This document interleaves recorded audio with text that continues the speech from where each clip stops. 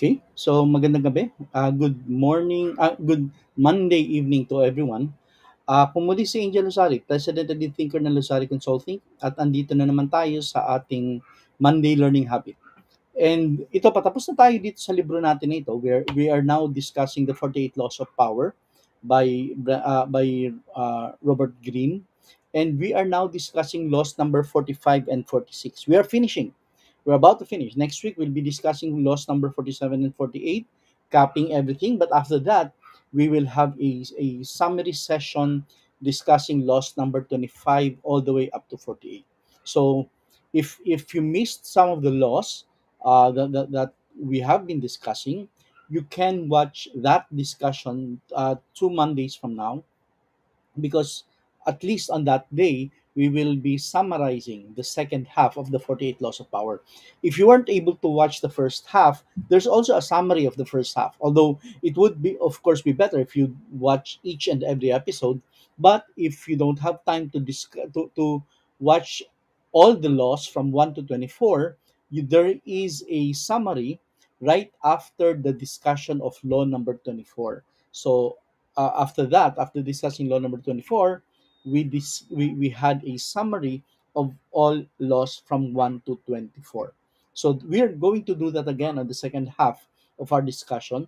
That's why next week we'll discuss laws number 47 and 48, and after that, a summary of laws from 25 all the way up to 48. Okay, so this week we're discussing laws number 45 and 46, and the two laws, well, for law number 45, let's begin with law number 45. And this law tells us one thing, that when it comes to change, it is important for us to really make sure that change is accepted. Law number 45 says, preach the need for change, but never reform too much at once. Okay, so preach the need for change. Sasabihin mo, ikukwento mo yung pangangailangan for change, pero may caveat ha, but never reform too much at once. Huwag mong bibiglain yung change na magaganap. Bakit ganon? Anong sinasabi dito ni Robert Greene? Sabi nga, this means that if you want to implement change, you should do so slowly and carefully. Don't try to change too much too quickly, or people will resist. Aangal yung tao. Instead, make small changes one at a time and make sure to respect the old ways of doing things. This will help people feel more comfortable with the change and more likely to accept it. Ito, palaliman nga natin to. Kasi when it comes to change, there are two types of change. And the two types are the quantitative change and the qualitative change. Dalawang change, the quantitative and the qualitative change. Ang change kasi can be a gradual or drastic. Yung gradual change, that's quantitative change. Example na natin. Halimbawa, you have a chair. Silya, and ito, I more often use this example. If you have a chair, the chair has what? Four legs, the seat, and the backrest. Okay. So that's the chair. Four legs, the seat itself, and the backrest. Now, let's make a change on that seat. Let's take out the backrest. If you take out the backrest, can you still say that the chair is a chair? Okay. So let's look at the function of the chair. What do you use a chair for? It's something you can sit on. If you're tired, or if you want to just rest, you can sit on a chair. So if you take out the backrest, question, is the chair still a chair? Are you taking out the chairness of the chair? Can you still sit on it? Yes, of course, you still can. So, is it still a chair? Yes. Although, in terms of quantity, in terms of the number of wood, for example, that is being used, or plastic that's being used, if it's plastic, it is lessened. But even though it is lessened, you took out one of the parts of the chair, which is the backrest. It is still a chair because the functionality of the chair did not change. Okay. Now, what if you take out one of the legs? So from four legs, you take out one leg. You have three legs now. Can you still sit on it? Well, if you will balance yourself, probably you still can. No, if you can balance yourself, but the way you would be sitting on it will, of course, already change. Now, what if you take out the seat itself? Is it still a chair? Then it changes its nature. It's no longer a chair. You can't sit on it anymore. If you still have the four legs, for example, you still can't sit on it because the seat is not there. So the chairness of the chair already changed. So from a quantitative change, just taking out one part after the other took to a qualitative change. The nature itself has changed. So what Robert Greene is saying here is that when you want to make a change, it has to be a gradual change. Why does it need to be a gradual change? Because if it is a sudden change, then people will fight it, people will defy it, people will not follow that change. So are there instances in history where there are radical changes happening? Yes. When do these things happen? When revolutions happen. A revolution is a radical change. Why? Because if it is a real revolution, the nature of the state or of the government already changes. Like for example, when there was a um, revolution in the French Revolution, for example, what happened there? There was a change in the way the forces of production were existing or were being formed or were being followed. During the Chinese Revolution, the Cultural Revolution, wherein what they did was to bring the students who are studying in the universities. They said the students should not be limited to the four corners of the school or for the four corners of the classroom. So, for us to really teach the students the real life, let's bring them all to the countryside, because that was the approach being used by Mao Zedong at the time, to bring the countryside into the city. So that's what they did, and it was a radical change. It was a cultural revolution. Although, of course, there are so many debatable things on the success of that cultural revolution, but that's one of the things that they did. So, how about the EDSA revolution that we went through? Is that a real revolution? Okay, question: were there real changes that happened, or did did the government simply change hands from a certain group of elite to another group of elite?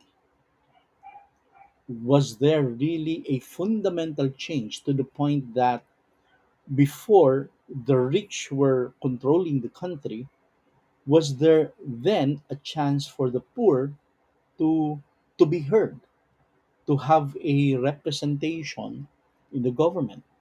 Now, when they did in Congress, there's what we call the party list right now, and the party list supposedly should be a chance for those that are marginalized to get represented. Unfortunately, the party list system, if you check the party list system now, and those representing the party lists right now, they're also from the well-known families. So they are just using this party list so that they can bring their children, their brothers, whoever is part of the family, into the government system. So is there really a fundamental change? I guess you need to to answer that for yourself. But the important thing when it comes to change is that will there be a fundamental change? Now, what Robert Greene is saying is that the change has to be gradual so that it will be accepted by people. But then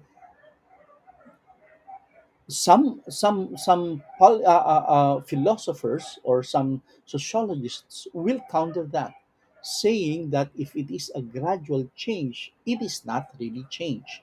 because the old forces are still there. The old forces are still so powerful that the change will really never occur unless there is a revolution.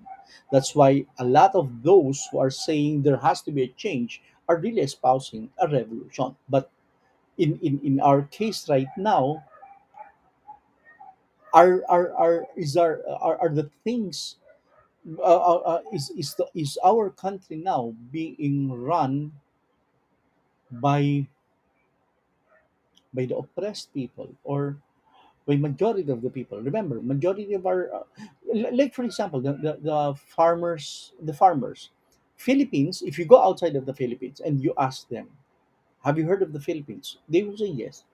What do you think is the Philippines? And they will normally say Philippines is an agricultural country. That's our image outside of the Philippines. We are an agricultural country.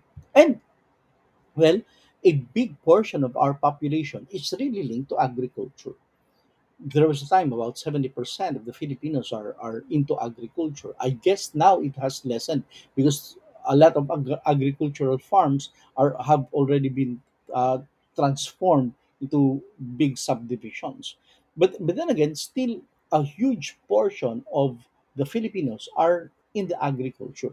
Two things: agriculture and fishing, because Philippines is an archipelago. Now the question is, are the laws of the land catering to the farmers and the fisher folks? Are the laws putting them, giving them priority in terms of the services, in terms of representation, in terms of all of these things?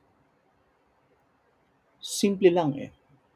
Sino ang nagko-comprise ng kongreso mo ngayon? Mga magsasaka ba o mga landlords? Chicken mo lang. Now, para ma-elect ka sa position in the Philippine politics, you need money. Sino ang may pera? Yung farmers ba o yung landlords? Now, kung sasabihin mong landlords, tanong, ang landlords ba ay gagawa ng batas para sa farmers? Or ang gagawin nilang batas ay para sa landlords din? Just stretch your imagination. Kaya kung titingnan mo ngayon, ang laki ng problema natin sa bigas. Bakit? Kasi hindi nabibigyan ng ng importansya yung nasa farmers, yung nasa farms natin. Wala, kawawa talaga sila. Ang mahal-mahal, kapag binili sa kanila yung palay, ang mura-mura. Naririnig ko nasa 3 piso na lamang kada kilo yung palay. Pero pag binibenta na sa palengke, nasa 50 pesos. Sino kumikita? Di ba? Sinong kumikita? And hindi sila maka-push na, wag niyo naman bilhin sa amin na 3 piso o 4 na piso, bilhin niyo naman ng mga 20 pesos man lang. Ang sasabihin ngayon nitong mga ng mga middleman, ba't ko bibilhin ng 20 sa'yo? 20 sa'yo, mag-i-import na kami ng mga bigas from abroad, mas mura dun. Kaya ibaba mo na yan. So, ganun na nangyayari ngayon. Ibaba mo yan. Wag mo ibenta ng 20 yan, kung hindi mabubulok yan. And ganun yung nangyayari. Kaya nga, is there really a fundamental change from the time na from time immemorial? Wala eh. Sa tingin ko, wala eh. Sa tingin mo, meron ba? Kaya nga, ang sinasabi dito ni Robert Greene, it has to be a slow change. Pero may mga ibang mga political scientists na nagsasabi, baka hindi. Baka kailangan radical change is needed. Because if it is going to be a slow change, there's really not gonna be a change. Walang tunay na pagbabago. And makikita mo rin naman, after EDSA, may nabago ba? Meron bang fundamental change? Bumalik pa nga mga Marcoses eh. So, the same people eh. Pare-parehong tao pa rin yung naglalaro sa atin. Tayo taga-boto nila. Pagdating ng election, tayo yung pinaka-importante. But the moment they get elected, wala na. Hindi na tayo na aalala. Paano naman? nagpapabayad tayo eh. Tapalan ka lang ng 50, tapalan ka lang ng 500 kung sinong gusto nilang iboto, iboboto mo na eh. Of course, I cannot say don't do that because para sa'yo, eh pambili mo na yun ng bigas eh. Pambili mo na yun ng ulam sa pamilya mo. So, at least for that particular day, kumain kayo ng matino. So, ang hirap din sabihin sa'yo, ay wag. Hindi eh, kasi hindi ko hawak yung bituka mo eh. Bituka mo yan eh. Kaya lang, yun nga, if this keeps on going, tuloy-tuloy na ganito, wala. Bugbog sarado talaga tayo. And hindi talaga angat ang Pilipinas. Kaya tingnan mo, ang farms natin ngayon, nagiging subdivisions na. And yung mga natitirang farmers na nagsasaka, ayaw na magsaka. Bakit? Eh magpapakapagod ako sa kasasaka tapos ang mahal-mahal ng punla, ang mahal-mahal ng pataba, ang mahal-mahal ng mga pampatay ng mga kulisap. Tapos pag ibebenta namin, ang mura-mura. Eh, bakit pa? Bakit pa? Kaya, naiipit sila or iniipit sila ng iniipit. Para ano? Para ibenta mo na lang ang farm mo. Bakit? Para gawin ko na lang malls yan. Gawin ko na lang subdivision yan. So, ganun ang nangyayari sa akin. Naiipit talaga. And eventually, alam nyo, siguro sa next generation or next pa niyan, baka 100% importer na tayo ng rice. Ngayon, lumalaban pa tayo. May mga farmers pa tayo eh.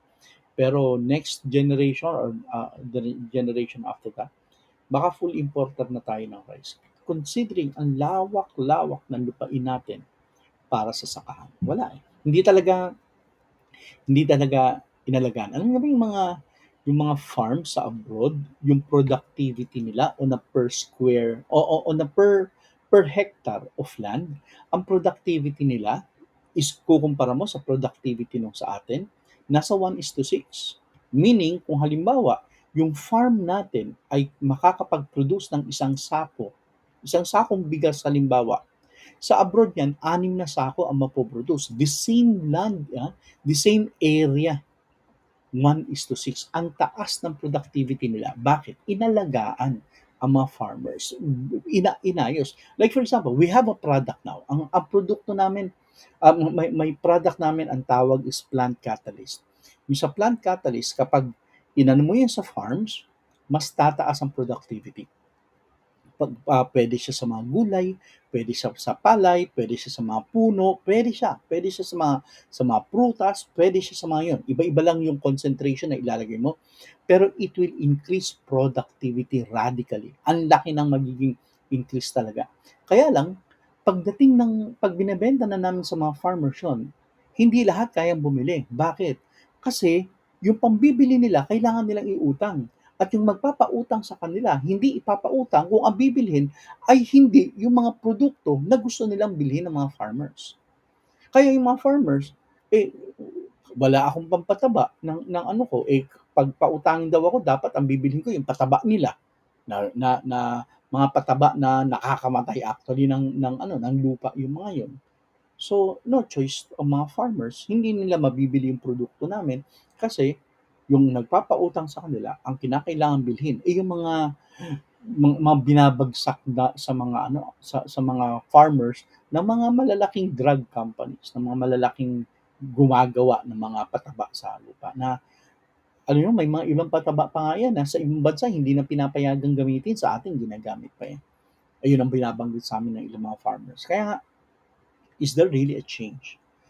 Kinakailangan ba slow change or radical change? So, sinasabi ni Robert Greene, it has to be gradual para hindi yung mga dating mga puwersa na nandyan o yung dating mga kung ano sa tawag ng iba, mga old dogs, yung mga dating mga nandyan ay hindi masyado mayayanig, gradual lang yung change. Kasi ganito lang eh, ang gradual change, it will reach a tipping point na tinatawag.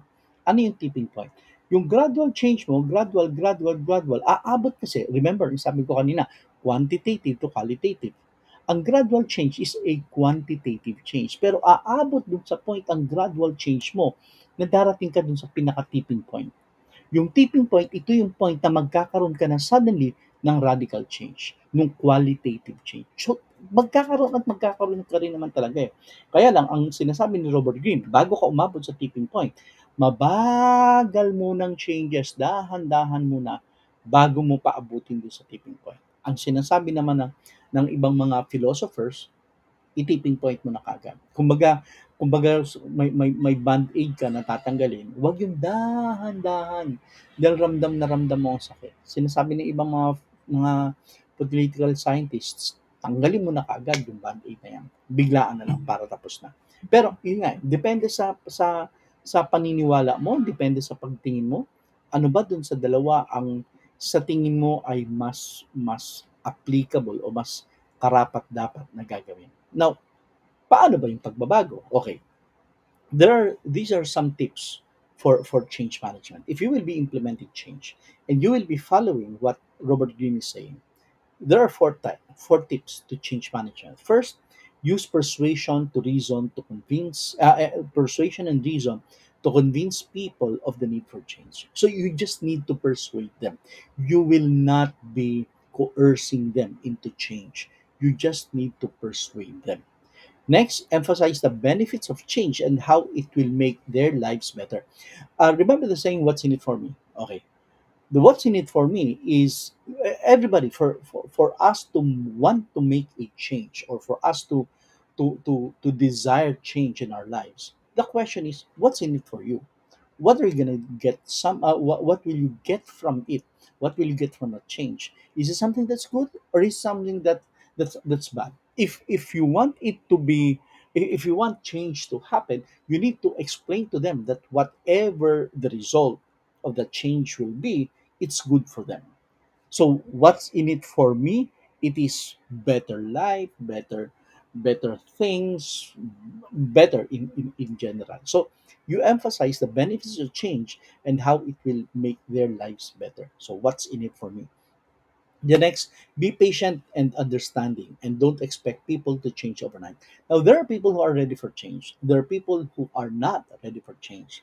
In fact, whenever I run an adapting to change seminar, I always tell them that there are four types of people.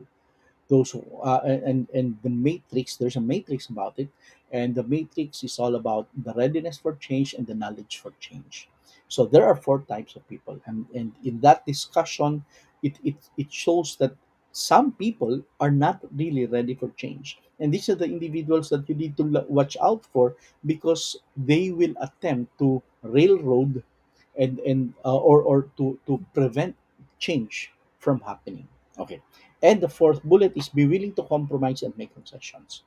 Remember, based on what Robert Greene is saying, it has to be a gradual change. And there will be individuals who will see themselves as the guardians of the current state, because there will be a current state and there will be a future state. The future state is the changed state. So those who are there will be individuals who will feel that I need to guard the current state. And for me to be able to guard the current state, whatever change that they'd like to happen, I will counter immediately. So here, what Robert Greene is saying is that for these individuals, be willing to compromise and make concessions. Right now, there's a very big change happening around the globe, actually, not really around the globe, in countries that are heavily influenced by America. And it is the LGBTQ plus thing.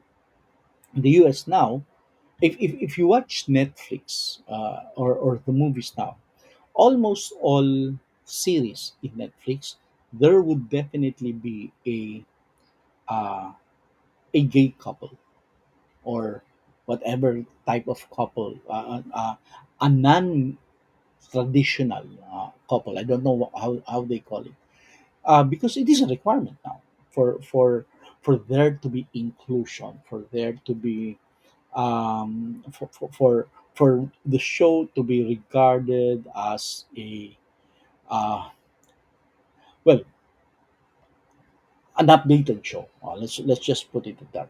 So there has to be that, because the LGBTQ plus movement in the US now is very strong, that they are able to influence even the movie industry. They're able to influence them into making sure that there are gay couples in in all shows. In fact, They are even saying that gay roles in the film industry, gay roles should only be played by real gays. Okay, again, I'm using the word gay loosely here, because there are different types. But I'm just using it because it's the easiest word to say. So the gay roles should only be played by real gays. So these are things. And remember, we have a he. The male is a he. The female is she. And those who are not male and female, they are called they. So even if the person is just singular, just one person, they need to be addressed as they. Even though it's only one, it has to be they, because that's how they are changing things there. Buti na lang sa Pilipinas, madali lang. Ang tawag lang natin, siya. Siya. So, lalaki man, babae, yung sabi natin dating boy, girl, bakla, tomboy, plus, plus, plus na ngayon, ang tawag lang natin siya. Wala tayong he, wala tayong she. So, we don't need to use they. So, siya. Ngayon, kung madami, sila. Pero kung isa lang, kahit anong kasarian yan, siya. O, sa atin, at least mas madali-dali, mas problematic sila kaysa sa atin. Kaya nga, these are changes eh. And ngayon, nagkakagulo talaga, madami. Ngayon, sa Pilipinas, merong isang naging persona non grata pa sa napakaraming probinsya dahil ang ginawa niya, because he wanted to highlight the fact na ang Diyos kasi, si Jesus Christ, sinasabi na male, of course.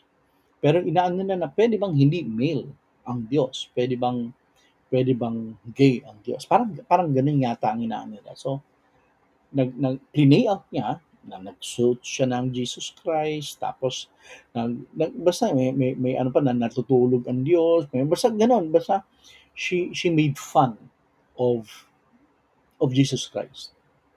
That's why a lot of people are saying, hindi pwedeng, akala ko plus plus ay aliens from other planets. Puwede rin ano. Pero yun nga, yung people are not ready for it. Especially those, sabi nga 'di ba, may change, merong mga guardians ng current state. Yung mga guardians ng current state, especially in religion, sinasabi, "Eh, hindi puwede 'yan, hindi puwede 'yan." But then again, what will happen in the future? We don't know. Pero tingnan nga, what the LGBT plus plus, oh yes, si Puka Luka. So what the LGBT is going through right now is the same process that the females went through before. Actually, ang kababaihan, dinadaanan pa rin yun hanggang sa ngayon eh, na yung equal opportunity. Pero yung to be heard as a gender, dinaanan yan ng babae dati, dinadaanan yun ngayon ng LGBTQ++. Yan, dinadaanan nila ngayon. Pero dinaanan yan dati ng females. And ngayon, hanggang sa ngayon nga, dinadaanan pa rin nila. Pero sa mga nagpa-follow sa akin sa Chinese Metaphysics, next year will be period 9. At sa period 9, it will be women on top. Abangan nyo, in a lot of organizations, you will see women going up to the sa top of the organizational ladder, at sila yung magra-run ng organizations. Tingnan nyo yan. Right now nga, nararamdaman na yan eh. Pero later on, mas mararamdaman pa yan. So, yun ang sinasabi ni Robert Greene when it comes to change. Pagdating daw sa pagbabago, pag gusto nating sabihin na may change na magaganap, preach the need for change, pero never form too much at once. That's what he believes. Pero sinasabi ko nga kanina pa na may contention din yung ibang mga political scientists na ang lahat ng change, for it to really be change, has to be a radical change. Kailangan talaga ng buuhang pagbabago ng tao o ng lipunan o kung ano man change na gusto mong gawin.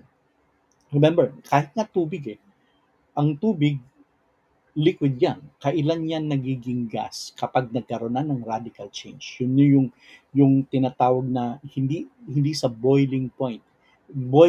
Tubig pa rin siya habang habang kumukulo pa siya, tubig pa rin siya. Pero yung point na nagiging gas na siya, it is beyond the boiling point, or yung pagtaas pa naman. Okay, so that's law number 45. Pasukin natin itong law number 46. Ito, naaaliw ako dito. Yung ibang klase ito. Yung sinasabi, never appear too perfect. Appearance lang, ha. Hindi sinasabing never be too perfect. Ang sinasabi lang dito, never appear too perfect. Bakit? Anong sinasabi? Show your flaws and imperfections to make yourself more relatable and likable. Bakit kailangan gawin 'yan? Kasi ang sinasabi dito, ang mga tao, hindi tayo masyadong masaya dun sa mga taong nagpapanggap na perfect sila. Na parang walang mali, walang walang bahid ng kamalian ang kanilang pagkatao. Because ang premise natin, lahat ng tao ay nagkakamali, eh. Sabi nga, si yung Diyos lang ang hindi nagkamali, or hindi si Jesus Christ lang yung walang bahid ng kamalian or what. Pero ang normal na tao ay nagkakaroon ng pagkakamali. And because of that, if you if you present yourself as somebody who is perfect, people will already think that you are simply pretending, that you're pretentious, that you're lying, because you cannot be perfect. Because nobody's perfect. Alam naman natin, ilang beses mo na narinig yan mula pagkabata ka. Nobody's perfect. And since nobody is perfect, it is okay to have flaws. Okay lang na merong mga mga kamalian, for example. May mga kahinaan din tayo. Now, since tayo ay hindi naman perfect, since tayo ay may mga flaws, what do we need to do for us to be accepted by people? Ito, may lima siyang may limang ways on how to show na okay, hindi ka man perfect, pero you can still be accepted. So, since you are not perfect, what are the things that you need to do? First, be humble and modest. Kasi hindi ka perfect, eh. So, pakumbaba ka lang, because unless wala kang kamalian, pwede ka magtaas ng noo mo na, excuse me, magaling ako. Hindi, eh. May kamalian ka rin, so be humble. Pangalawa, admit your mistakes and weaknesses. O, kasi nga, may kamalian ka. Ano, naaaliw ako when it comes to when it comes to admitting mistakes and weaknesses. Before nangyari sa akin yan, when I was new in a company, nasa automotive company ako noon, my boss immediately asked me to run a specific training program. I was in a company, automotive company, that is well known for their diesel engines. Of course, hindi ko na sasabihin sa inyo yung pangalan ng company para hindi nyo malaman na Isuzu yan. So, ako, I am a graduate of behavioral studies. And behavioral studies is a cross between sociology, anthropology, and psychology. Medyo holistic yung approach sa tao, and I love my course. Psych is yung tao-tao, microscopic. Then you have sociology, which talks about communities, and you have anthropology, which talks about evolution of cultures. So when I joined that organization, automotive, the first topic that my boss requested me to run was direct injection diesel engine. Now, because Isuzu is well known for that, it is direct injection. So he wanted me to run a program on direct injection diesel engine. But remember, I am psych, I am socio, I am anthro. What what will I know about engines, especially about direct injection diesel engine? So what I did was, on my first few weeks, because I was new in the company, and yet that was already the topic that he wanted me to run. So what I did was I stayed on my first 2 weeks in that company. If you will look for me, don't go to my desk because I will not be there. Most of the time, I'd be in the production line and looking at how vehicles are produced. And I'd be talking to the people doing the production people, asking them, "What is this? What is this for? What are the functions of this particular item? For example, the drum brakes, or the diaphragm, or what have you." So I wanted to embed myself in the production so that I will know what the product I am selling would be.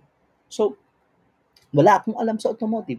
I needed to know. So I stayed in the production line. And aside from that, since I was designing a program, a technical program on direct injection diesel engine, I interviewed our engineers. What is this for? What's the difference between a direct injection and an indirect direction injection? Imagine, those were the things that I was thinking of at the time. So, okay, I was able to create a program. And the outline was simple.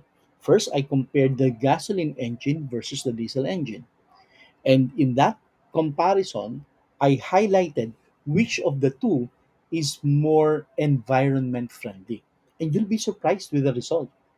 Between the gasoline engine and the diesel engine, the diesel engines actually are more environment friendly than gasoline engines. And I was surprised at that time because everybody knows that diesel engines are really bad for the environment. But based on my research and my interviews with the engineers, I found out that diesel engines are more environment friendly than gasoline engines. That's why in Europe at the time when I was making the research in Europe, they were phasing out gasoline engines. They wanted diesel engines more than gasoline engines. No, what's the reason? If of course you will ask me, but look at the tailpipe of diesel engines. There's black smoke. You will not see that in gasoline engines. There's no black smoke, but in diesel there's black smoke. Yes, there is. But what is the black smoke really? Can it be controlled? Yes, it can be controlled. Black smoke in diesel engines is actually what's called it is called particulate matter. What is particulate matter? These are unburnt diesel fuel. Why does that happen? I cannot explain fully right now, but bottom line is it is particulate matter, and it you can do something about it. For gasoline engines, however, the bad though it is clear, they don't have black smoke, but the chemicals in the smoke is far worse than the chemicals in the smoke of diesel engines. So based on that study, I found out that diesel engines are more environment friendly than gasoline engines. So that's the first in my outline. That's the first part, comparing gas and diesel. So gas versus diesel, diesel won. Okay. From diesel now, there are three types of diesel engines. There's direct injection, the pre-combustion, and the swirl chamber. Okay.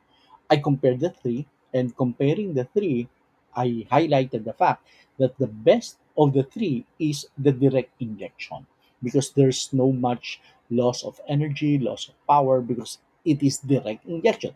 The combustion is directly inside the cylinder. So I highlighted that. Okay. So my boss asked me, okay, since you've already finished designing the training program, run it through us. There was some. I did a mock training program in front of my peer plus my bosses. Okay, so I explained. First part, I was doing well. Okay, great. They were really having fun, clapping and all. But on the second half of my discussion, it became too technical that I myself, since I'm not that much of a technical guy, I myself got lost in my discussion.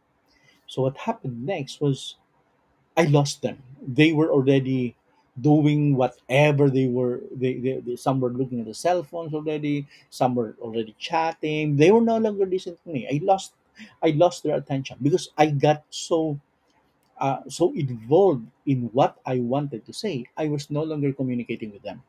So at that point, I told them, let's stop this.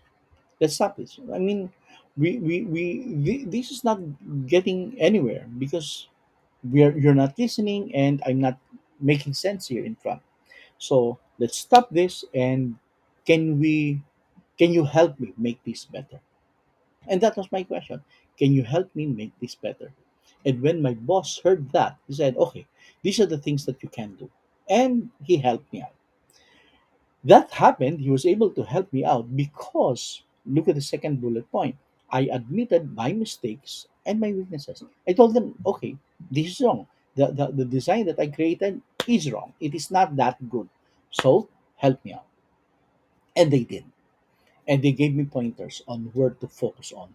And the next run, because I did another run, the next run, it was a much better discussion. So admit your mistakes, admit your weaknesses, because you're not perfect. And I showed them that I am not perfect. Okay. Third bullet, don't take yourself too seriously. Huwag ka naman masyadong seryoso. When it comes to presenting yourself as somebody as every little thing you need to be perfect, and you're so serious about it, people will shy away from you. They will not want to listen to you, to talk to you, kasi masyado kang seryoso. Fourth is be approachable and likable.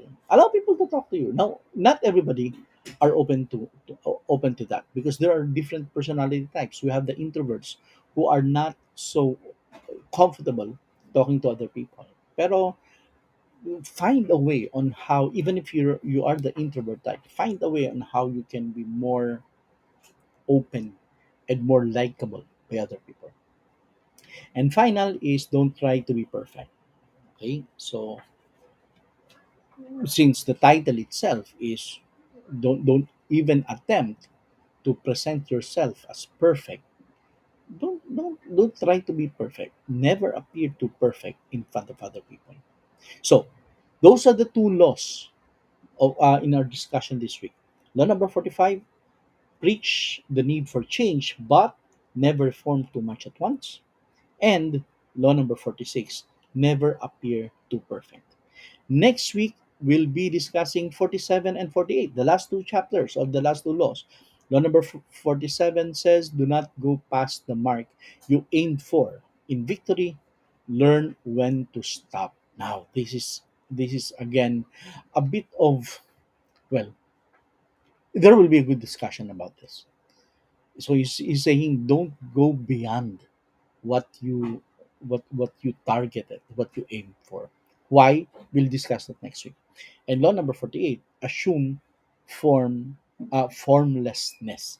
Do not have a form. Be formless. What does that mean? We'll discuss that next week again. Okay? So maraming salamat for being with us again tonight. Maraming salamat, Father Tom. Maraming salamat, Rotarian Jiju.